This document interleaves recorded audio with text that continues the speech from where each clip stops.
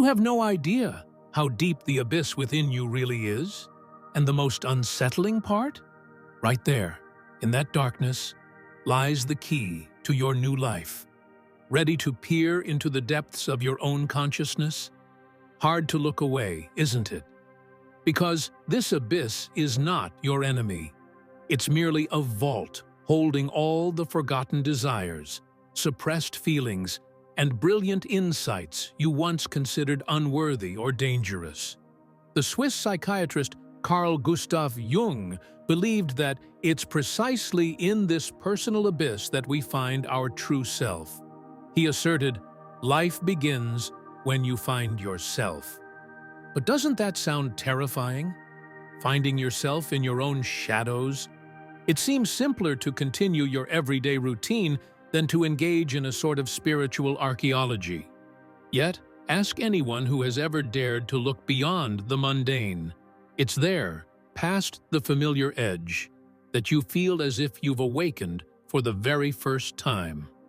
Think back to those moments when you acted as you were supposed to, adjusting to expectations, hoping for approval. Admit it, there's a strange feeling of emptiness that grows, as though something inside your chest is never allowed to speak. Jung called this public-facing version of the personality the persona, the mask we wear to blend into society. Without it, getting by in the social world would be tough, because we all want acceptance. But when the mask becomes too thick, its tiny slits can no longer shine your real light. You start living a life scripted by someone else, and your real existence seems to slip away. But what if your true self actually holds hidden resources, talents, and a kind of magical transformative power? By power, I don't mean in a literal sense, but the ability to feel freer, brighter, stronger. Remember when you were a child and everything seemed endlessly possible?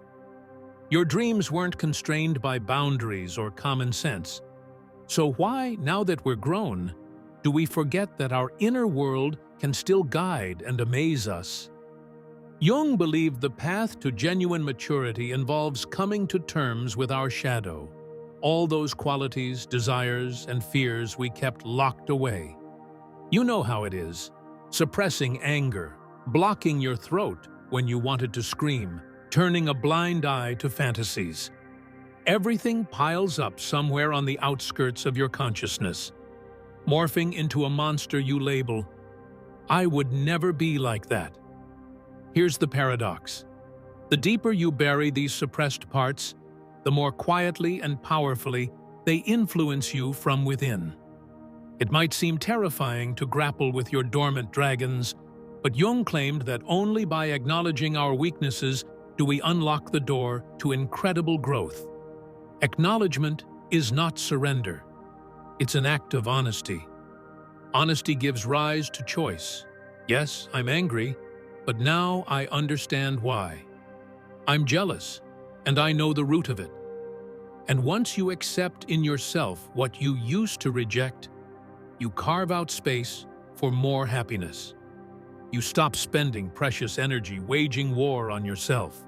Intrigued? Are you tired of how much energy drains away in the pursuit of meeting someone else's expectations? Then let's dig deeper. Carl Jung collaborated with Sigmund Freud for a long time, researching the unconscious, but eventually they parted ways. Whereas Freud often saw repressed sexuality and childhood experiences as the cause of all conflicts, Jung believed the human psyche to be far more vast and layered. He spoke of archetypes, universal symbols we inherit from all of humanity. Jung proposed that within each of us resides an entire gallery of images: the sage, the hero, the trickster, the mother, the child, and many others. They manifest in our imagination, color our dreams, surface in creative work, and even steer our actions without our conscious awareness. It's no wonder Jung perceived each person as a universe filled with mystery and wonder. When you begin exploring these symbols and archetypes, It's like entering an ancient temple. Here, the echo of your questions resonates more powerfully than anywhere else. It goes beyond mere psychology. It's a journey into your own personal mythology. Imagine looking into a mirror and seeing not just a set of familiar facial features, but an entire cosmos within. Those same struggles you once couldn't explain suddenly make sense, because you see how your unconscious has been guiding you toward life lessons. The inspiration you tried so hard to summon with motivational videos and self-help books finally begins to flow from within, like opening a tap and drawing from an inexhaustible source of energy. But be cautious. There's a tricky part. When you open the doors to your inner depths, crises and paradoxes can arise. Confronting the unfamiliar power of your own psyche can be frightening as your old beliefs shatter. Sometimes you wonder, what if I'm not the person I always thought I was? And that's okay. Jung referred to such a phase as the night of the soul, dark, yet profoundly important. It's in these moments that you stand at a crossroads. You can shrink back, shut yourself off, hide behind familiar excuses, or, more daringly, move forward, maybe with fear, but propelled by a burning curiosity about what lies deeper still. Why bother with all this? So that one fine day, you can wake up and realize you're no longer living someone else's script. You can make choices not out of fear, but from a genuine interest in the world and in yourself. Jung wrote of individuation, the process by which a person unifies the scattered parts of their psyche into one cohesive whole. Imagine you once had a beautiful vase that shattered, and you felt ashamed of, hid, or disregarded each fragment. Individuation is when you gather those broken pieces and piece them together into a new, unique design. The vase may never return to its original form, but now its patterns reveal your story, your lessons, your scars. And astonishingly, that is where your true strength and beauty blossom. Does all this sound too complicated? It's not. What's more difficult is to continue living in a state of falsehood, constantly weighed down by inner conflicts. If you sense you're standing on the threshold of change, why not take the first step right now? Perhaps ask yourself, what is hiding behind my latest mask? Which urges have I been ignoring for years? You don't need to dash off to the mountains of Tibet or enroll in overwhelmingly complex psychoanalytic courses. Sometimes it's enough to simply examine your dreams and fantasies with genuine interest, rather than rejecting them. It could be a journal where you jot down spontaneous thoughts, or revisiting your childhood drawings to recall the thrill they once gave you. Don't be misled.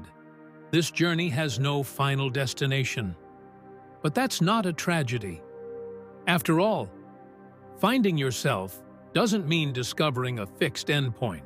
Rather, it's a process of peeling back layer after layer until you can say, yes, I'm closer to my true self today than I was yesterday. As you circle deeper into these spirals of discovery, your life undergoes a radical shift. You start perceiving reality in richer hues. Your words gain deeper resonance, and your inner sensations become more intense. It's intriguing that so many fear this path, when in fact, it brings extraordinary clarity and a sense of genuine fulfillment. Maybe you're still wondering how it all ends.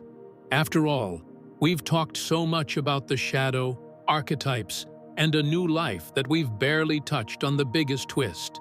Once you truly find yourself, you encounter the even bigger challenge of living in alignment with that discovery. In other words, you stop pretending. You might have to change your social circle, take risks in your career, stand up for your ideas. This is not just an inner metamorphosis, but a real shakeup of your entire life. And right here, many people back down because the changes can seem daunting. Yet, if you dare push forward, you'll experience an unparalleled freedom. That is the real life Jung spoke of. So what will you do? Close your eyes and dismiss it all as mystical nonsense? Or allow yourself to find out how resonant your true self can be once it stops hiding behind the masks? Deep down, you might already know the answer.